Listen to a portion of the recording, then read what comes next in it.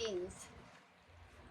Before I begin, I want to say I'm going to try very hard to get this video in because the exact moment that I sit down to film, there's a truck right outside my window here doing some kind of work in the cul-de-sac, and it's not too bad now, but every once in a while it makes a lot of noise and disturbs my recording. So I've attempted this recording now about 3 or 4 times, so we'll try again, see if I can do it. Please forgive me if the noise bothers you.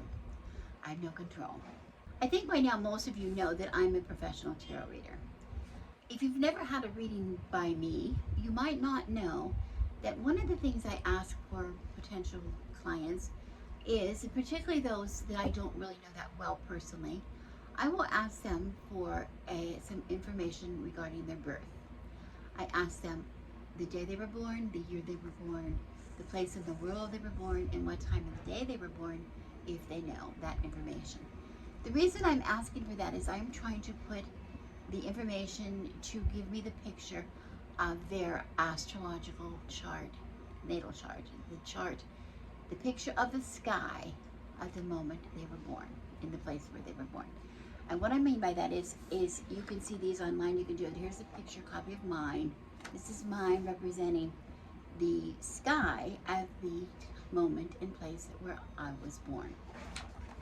Most everybody is familiar with, you look up a horoscope, and I think everybody pretty much knows, oh, I'm a Cancer, or I'm a Gemini, I'm a Aries. We know that. But what you might not realize is that is your sun sign only. That is where the sun was at the time you were born. But it's a general reading, and it applies to everybody born within, 6 weeks time, the length of the time that the sun is in that part of the sky. And that's why some of us, we may have a very strong identity towards that sign, but it doesn't tell us a whole lot more than that. As a matter of fact, it represents what we call the sun sign, and that is one of the big 3 that I'm looking for. And what I mean by the sun sign is, it's pretty much your ego. It tells us who you are. It tells us how you identify with yourself. Okay, I'm a Cancer. My sun sign is Cancer. So I identify as someone who is Cancer. I'm a water sign. I'm a person who is emotional. I'm a person who is, intuitive. I'm a person who is, very much in line, very, very much, I very much see myself in those ways, okay? That's my identity, okay? But that's all it tells me. It doesn't tell me anything else. It doesn't tell me how I might react or how I might express my feelings, how I react towards situations, how do I handle stress, how do I handle anxiety, those kind of things. And those things are affected not by the sun, where the sun was in the sky, but those things are affected by where the moon was in the sky. And of course, because we know how much the moon controls our emotions, doesn't it? I think everybody who works in a hospital, I think I learned this a long time ago, that people that work in like emergency rooms in hospitals say how crowded, how active their emergency room is. They're so busy at the time of the year, where there's other time of each month where there's a full moon. Crazy things happen. People react in extreme ways. Some people do in the full moon. We're not talking about werewolves. We're talking about actual people. It's real people. We see how the moon, so the moon, everybody, there's no question about how the moon affects our emotions. So we want to know that. We want to know that in a tarot reading. I would want to know how somebody might react, because that's a lot of what our readings are about. How much are you holding your feelings inside? Are you somebody who holds your feelings inside? Are you somebody who just the smallest thing might set you off?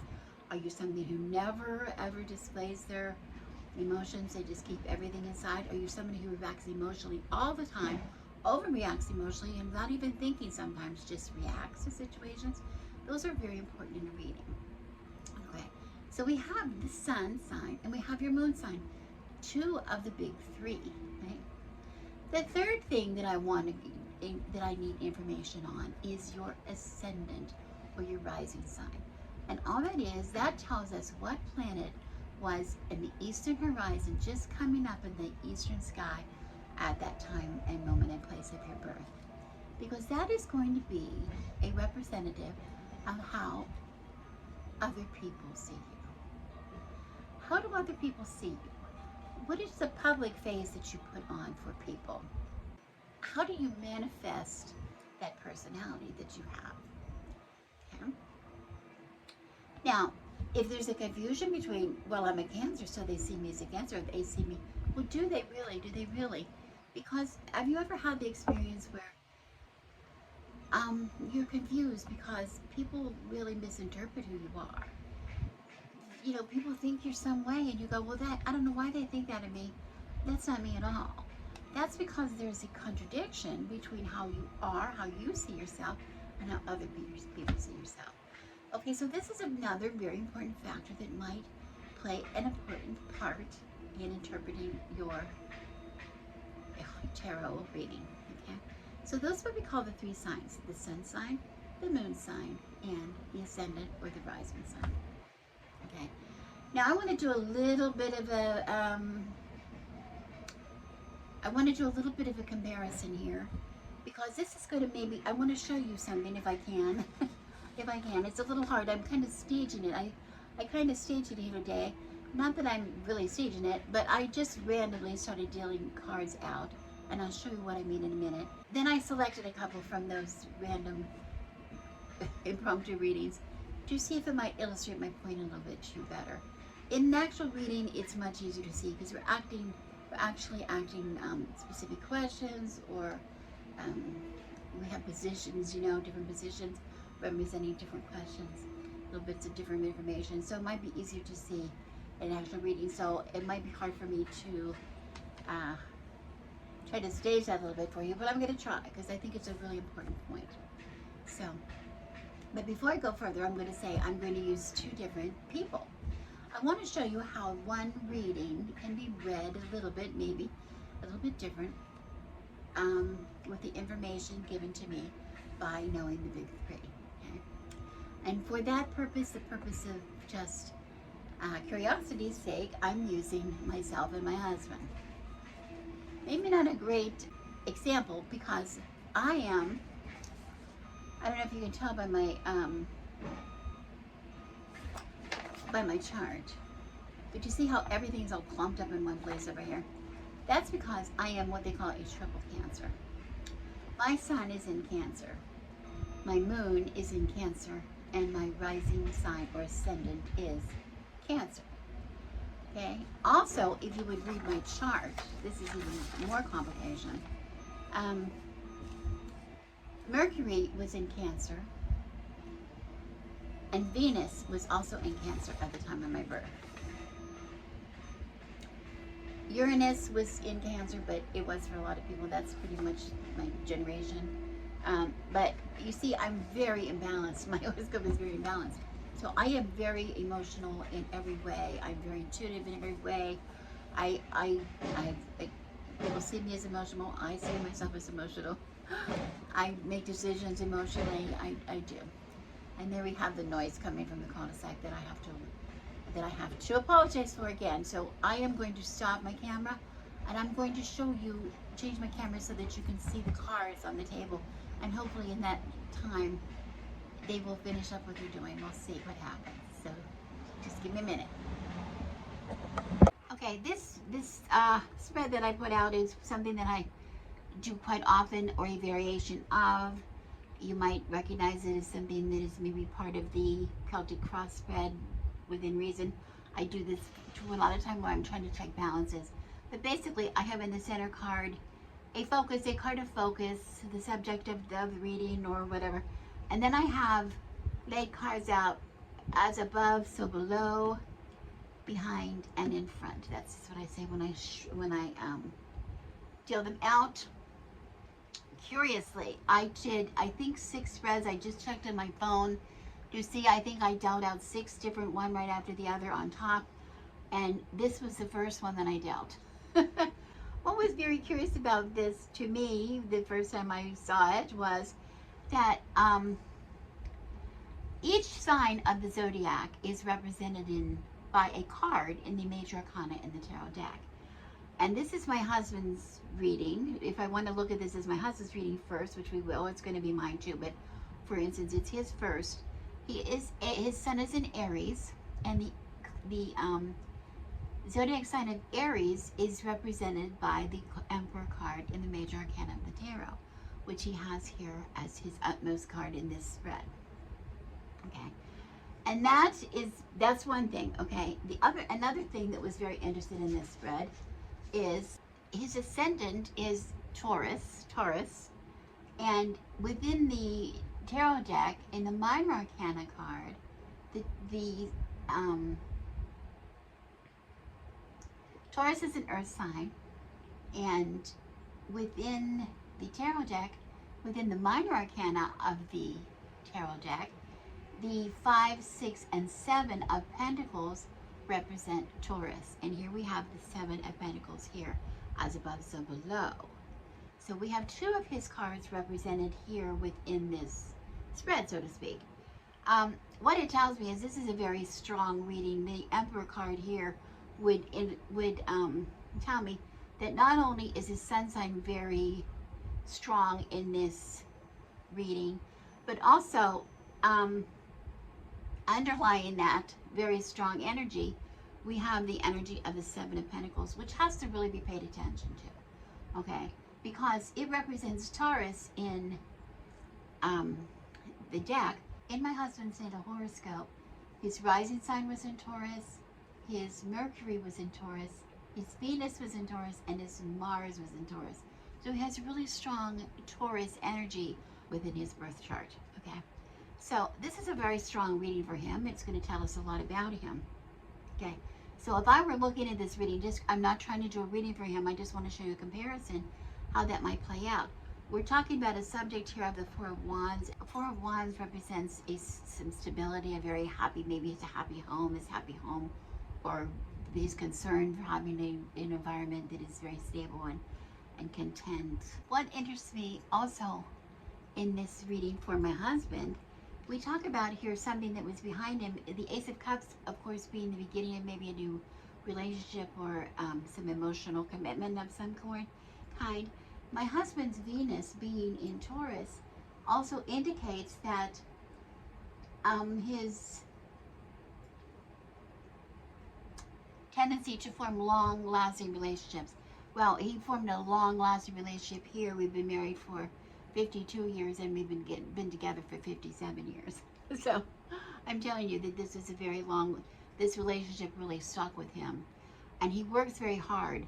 Okay, we see the energy of the Emperor. He, as a loving father figure, somebody who's very skilled at what they do and uses their power and their ability, skills to make sure to care for who needs cared for. We see him as the caregiver of the family. He takes care of all of our needs. He's very devoted to that. He works very, very hard, which we can see the diligence in the Pentacles here. What I was very interested about was here in the 7 of Pentacles. The Taurus energy I see for him in the 7 of Pentacles is that underlying energy of his that is always working, still doing more work. And anybody who knows him would know that he spends an awful lot of time working, making sure everything is good for everybody, but not enough time enjoying it for himself. He's sort of he's not a martyr, but you know, some people might consider him a bit of a martyr because he forgoes his own pleasure for other people's pleasure. So if I were doing a reading for him, this would be a very, very strong reading. Now, what about me? What about me, the Cancer? The triple Cancer, moon in Cancer, sun in Cancer, okay? For me, the Emperor card is very much controlling, especially in this position, lording over me. It's like a very much of a control card, which I might not like. So where this is very positive in his reading, this might be something that is a bit of a cautionary tale for me, or something that's a little bit, you know, I want to pay attention to. Is there some energy over that is trying to control me? Am I trying to be controlled, or am I afraid of being controlled? Okay, still in my environment here, okay. I'm looking also at things like right away, it hits me right away when I start looking at this card for me, as I don't have these cards in my horoscope at all. I'm looking at, you know, the emotion of it. I'm looking at emotion, and right away I see the first thing that strikes me is this crow looking down into the cup. That's looking very much checking my emotion, checking my intuition, my feelings, how I feel about things. And as I'm looking down here, I'm also noticing that this crow is looking down here. Okay, you've done it. This is that mastery card, right? You've done a good job. We've done a good job here with the Eight of Pentacles.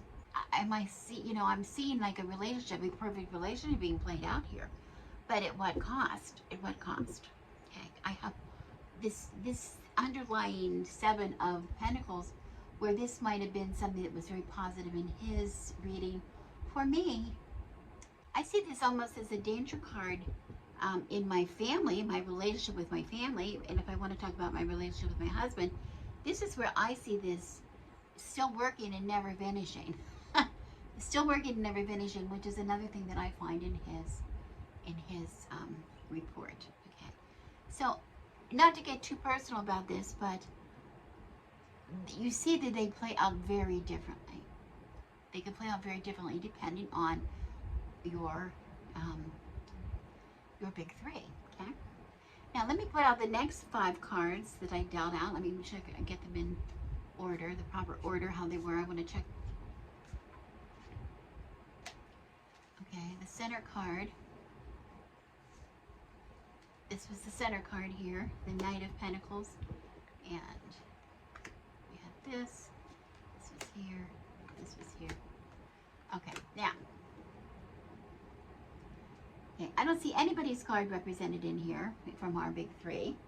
So we're just going to look at the energies. This is more than likely what we would get in a reading. We're not going to pull our cards out all the time. But we see here this Knight of Pentacles in the center card. And this is a movement card. The Knight is a movement and action card always.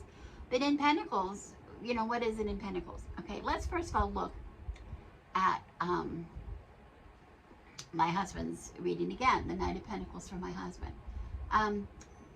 He's ready to take on the task. The crow is very straight up forward, holding that coin the pentacle very firmly in his beak, ready to move forward, all ready to go in the direction moving forward, which is a very positive sign. Okay, but we see above that something is ending, something we're going from, something painful has come to an end with the Ten of Swords. Okay, so we're going to move away. We're going to move onward from that. And underlying that is the Ace of Pentacles. Okay, so that's this brilliance that my husband shows in his horoscope, in his birth chart. He shows a tendency towards brilliance in coming up with ideas for projects, and boy doesn't he! I see that all the time. Okay, so he's ready to go. Okay, but what's on the end of it? What's on the end of it? We see the Hermit. The Hermit is a stop. It's a stop. It's a wait. It's a we're not here yet. Let's not go quite yet. Let's wait, right? So there he is, not quite going, and that reinforces the Knight of Pentacles, which is not really moving. And what is behind that? What energy is behind that? All these other things, all these other things, all these other responsibilities, all these other ideas that he might have had that he could have started. Maybe he should have done this one. Maybe he should have done this one. Maybe he should have done this one, right? He's choosing one. Okay, I chose one. I'm going to go forward. We're going to move away from whatever was here. I've chosen it. We're ready to go, but here we're coming to a stop. I might see that kind of an energy when I compare this to what I see with his big three. Now, for me, what would it be? For me, I'm looking... I see this not ready to move forward. I see the Knight of Pentacles as standing still. Standing still. Desiring to go, but not taking the steps. Okay?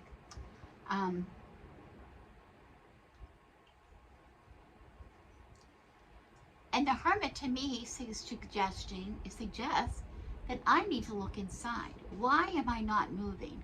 What is the reason I'm not moving? And that takes me back to this card. That takes me back to the Seven of Cups. It takes me back to that it might be unrealistic to move ahead. Is this a cautionary tale for me? Okay. Is it unrealistic? Yes, to go. I might need, says the Hermit, more time. Something might have to be given. I might have to give up something, one of these, to go forward, okay? At any rate, you see, we're seeing them as a little bit different, okay? I don't see emotion in this card. I don't see emotion in this card, but it's very natural for me to look at my readings with emotion. I cannot be without that moon energy in my readings. I can't, as a triple Cancer, it's very difficult for me to be. So this is another reason that when I'm reading for myself, I have to use other, I have to bring other things into the mix. I will bring stones into the mix. I will bring incense in. I will bring whatever I need in to keep my balance, to make sure I'm perfectly balanced in order to go forward. I hope this wasn't confusing to you. I hope you got a little bit something out of this. I apologize once again. I was having so much trouble with the noise going on outside my window that I was a little bit distracted. But what I hope you take from this is the fact that the most important thing to take from, not is that necessarily you need to know your big three and maybe utilize them in your readings. It would be kind of cool. You might find that kind of enjoyable, especially those of you who've been reading a long time and have not given that much thought. But what I want to say, even if you're a beginner reader, I want to show you that every reading does not read the same for every person. I want to say that again. Every reading does not read the same for every person. I could put the exact same cards out and it reads differently depending on who the reading is for. Now, am I taking the power away from the cards? Because all the cards mean a certain thing? Well, they do. But it is the way they go together. It is the way they play off of each other. That is how we make up the reading. And yes, we go by the cards, but we also put our own intuition into it. We put, if the clarion is with us when we're doing the reading, we put the energy of the clarion into it as much as we can. We put our energies into them.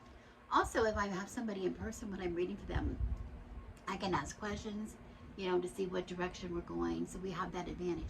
But if I'm doing just a cold reading for somebody, the big three, I think you can see how the big three might be a little bit helpful for me in determining what cards are really speaking to me strongly in the reading, and other cards are who are the major players in the reading and who are the supporting actors or the supporting staff in the reading, if that makes sense. I mean, every card is important, but you know what I mean. Some cards are just screaming with a very loud voice at us when we read them.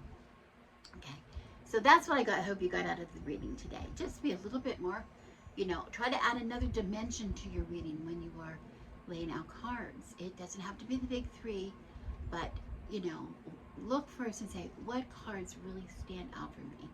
What cards really stand out for me? If you're doing an elemental spread, I've showed you before, we want to see, if you see a pentacles in the position of north, that's pretty strong, right? If you see wands in the position of the south, that's pretty strong. Those cards speak strongly. Well, this is the same kind of thing. But this, instead of using the elemental energies, we're using the energies that were present at the time where we came and were born on this earth. Okay. Hope it was something that gives you something to think about. As always, I'm Rebecca. Thanks so much for watching, and I wish you blessings.